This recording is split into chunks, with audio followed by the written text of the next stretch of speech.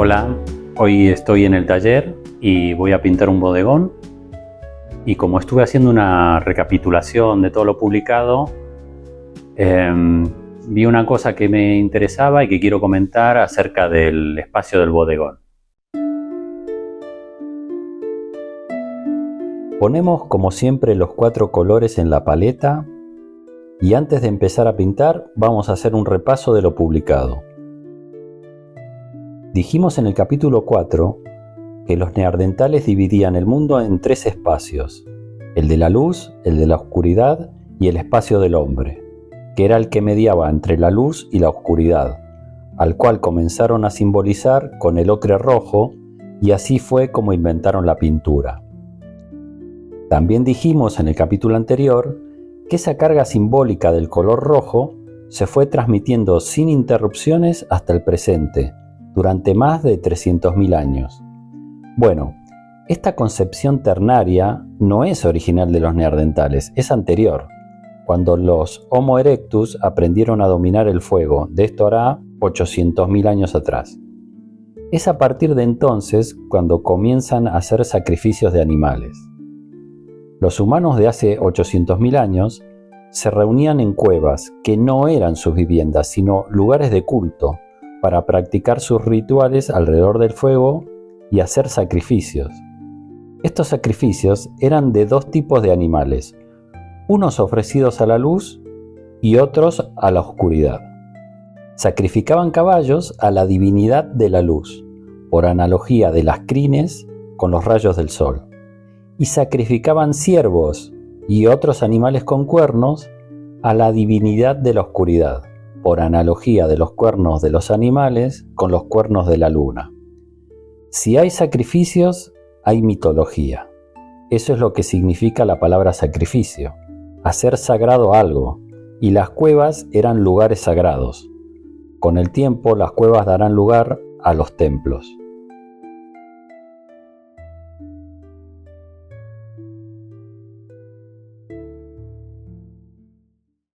Los neandertales heredaron esos rituales, pero introdujeron una modificación.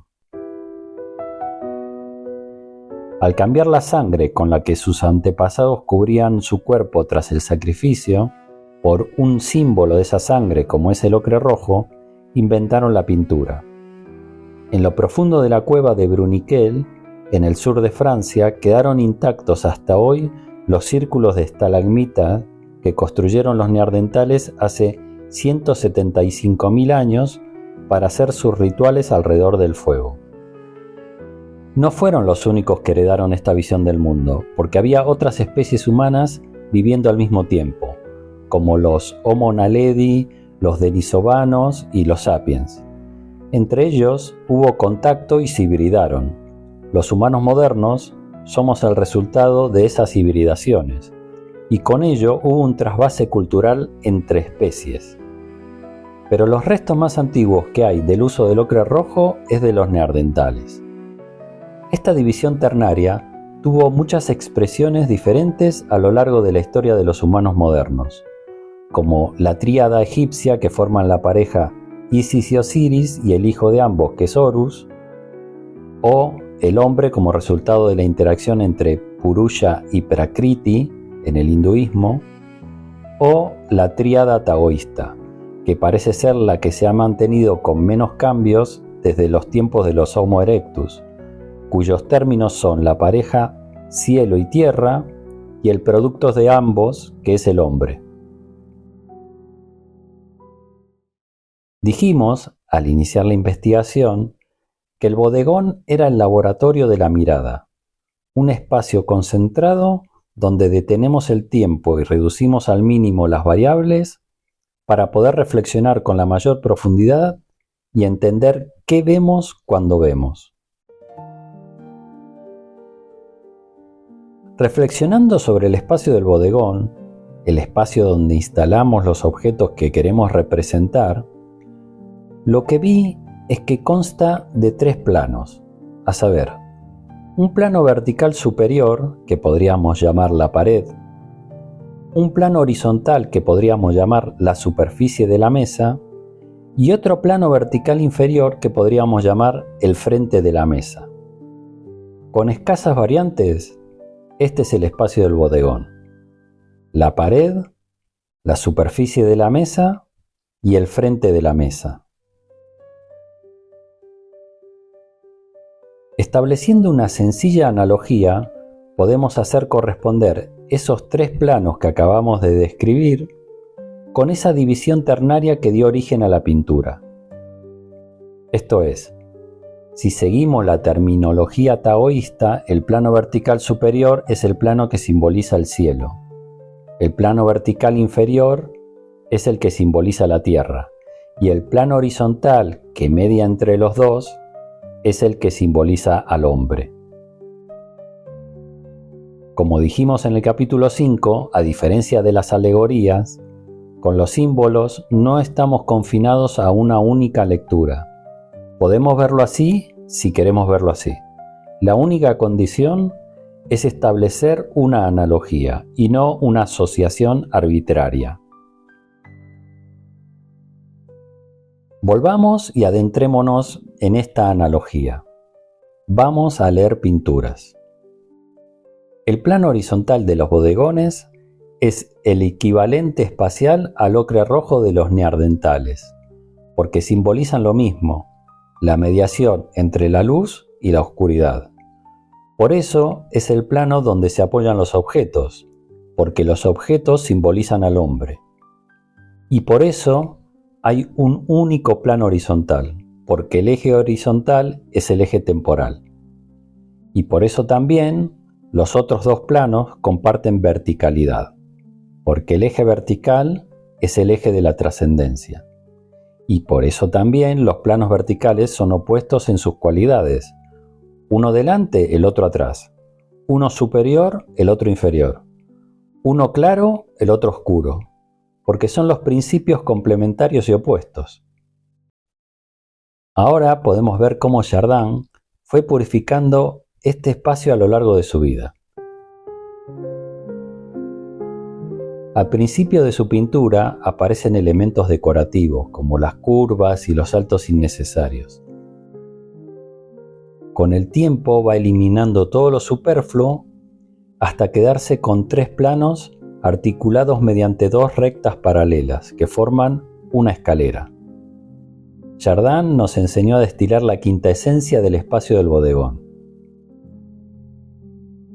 Morandi tomó ese espacio destilado por Chardin y lo exploró en abundancia, haciendo 1000 variaciones sobre sus proporciones. Aunque creo que en esto Chardin parece haber sido más consciente de lo que estaba pintando, porque Morandi hacia el final de su vida fue haciendo bodegones inundados cada vez más por una mayor cantidad de luz, una luz que va borrando el plano inferior hasta eliminarlo y quedarse solo con dos planos, como si eso fuera posible. Por eso y por otras cosas digo que Chardin era más consciente que Morandi. En la cesta de frutas de Caravaggio también está ese mismo espacio purificado, pero Merisi lo presenta desde una angulación muy especial. El punto de vista elegido hace que el plano horizontal esté tan escorzado que se ha convertido en una línea. Con esto logra dos cosas. Por un lado, al poner en contacto directo los dos planos verticales, la mediación la ha llevado a un grado superlativo. No se puede ir más allá. El espacio y el tiempo del hombre están tan comprimidos que han estallado y se han convertido en eternidad. Es en gran medida por esto que nos parece un cuadro tan monumental.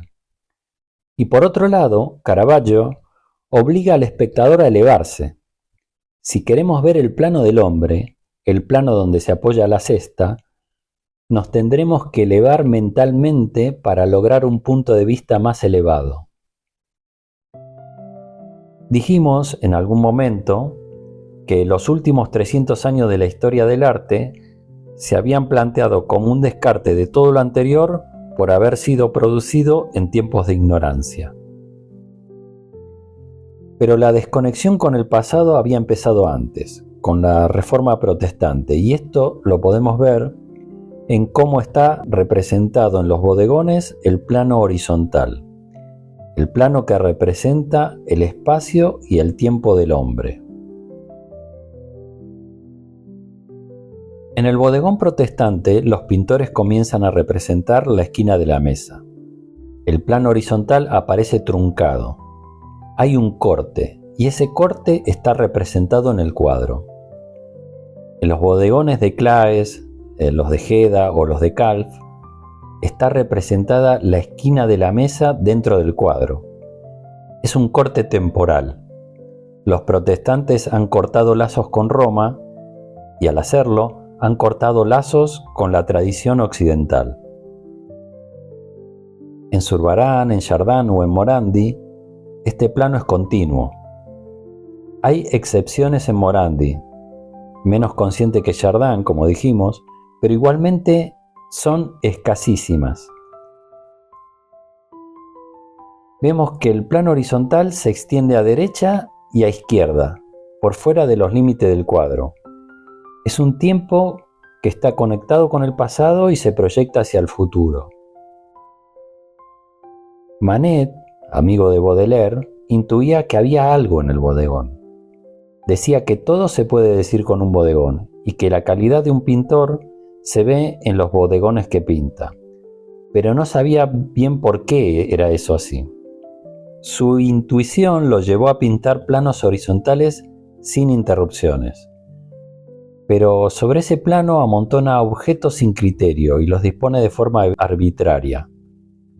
No entiende bien por qué toma las decisiones. Sabe que se acerca a entender, pero también sabe que no llega a entender. Cézanne retoma la esquina de la mesa, el plano horizontal truncado, el corte temporal. Este corte es el corte dado por la modernidad, esa que espantaba a Baudelaire, pero en la que Cézanne está envuelto y no puede escapar. Esa esquina es el corte que ha dado la burguesía con la Revolución Francesa a los tiempos del pasado, a golpe de guillotina. Y hasta pinta bodegones donde aparecen las dos esquinas de la mesa. El tiempo se acorta porque la modernidad acelera. Con Braque no solo le vemos las cuatro esquinas a la mesa, sino que aparece completamente quebrada y aplastada. Es el tiempo acelerado del individuo que no puede conectar con ningún futuro ni con ningún pasado, ni siquiera con el suyo propio. Para Braque el mes pasado ya es antiguo, y eso se ve en la fragmentación de los objetos que simbolizan al hombre. Con Warhol el plano horizontal ni siquiera existe. En la sociedad de consumo el tiempo se mide según la cantidad de latas de sopa que hace la máquina envasadora por segundo.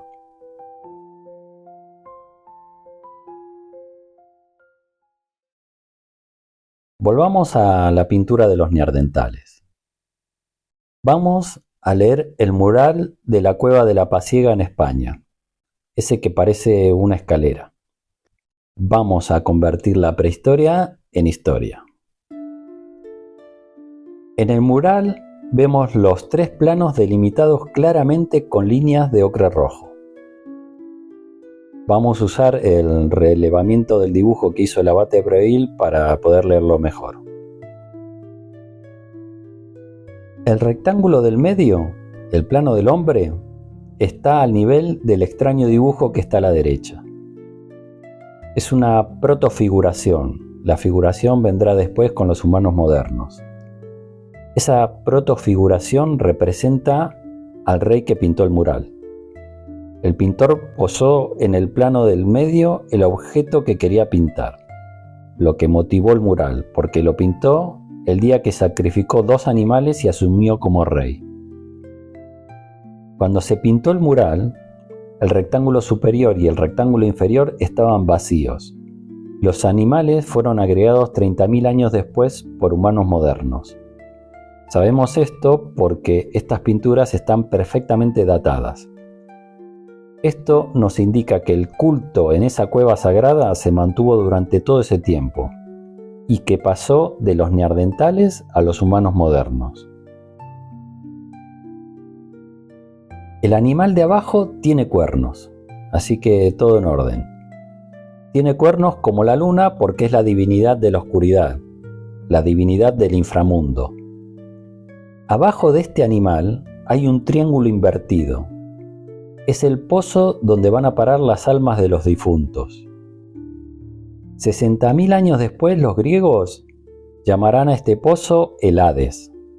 Pero como vemos, el Hades ya existía en la mitología neandertal. Las filas de puntos de arriba son los linajes, la genealogía de los antepasados del rey que pintó este mural.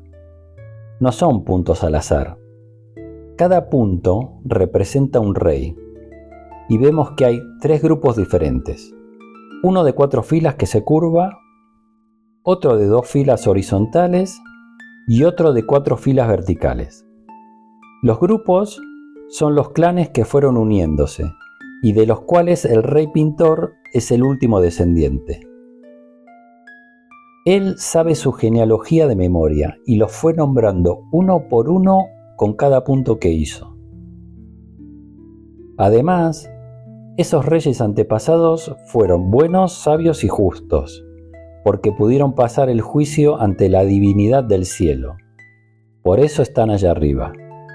A ese juicio los egipcios lo llamarán el juicio de Osiris, pero como vemos, ese juicio ya existía en la mitología neandertal. Y el rey los pintó como puntos rojos porque cada punto rojo es una estrella. Ahora sus antepasados son estrellas en el cielo. Bueno, ahora me toca a mí pintar un bodegón. A ver qué pinto.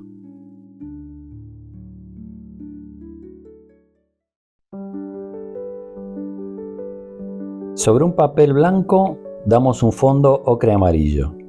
Con ocre rojo hacemos 2 líneas para dividir el espacio en 3 planos. Sobre el plano horizontal dibujamos los objetos. Y con los 4 colores damos luces y sombras y terminamos de pintar el bodegón.